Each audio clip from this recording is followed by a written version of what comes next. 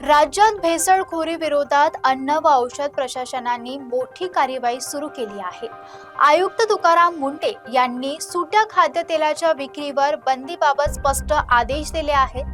खाद्यतेल पॅकेजिंग मधूनच विकण्याचे निर्देश असून नागरिकांनी सुटे तेल खरेदी करू नये असे आवाहन त्यांनी केले आहे।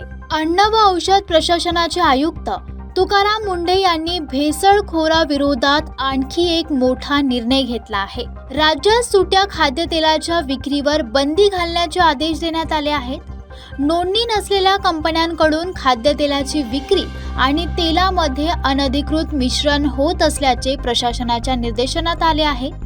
विशेषतः मोहरीचे तेल विकताना ते 100% मोहरीचेच असणे आवश्यक असल्याचे तुकाराम मुंढे यांनी स्पष्ट केले आहे।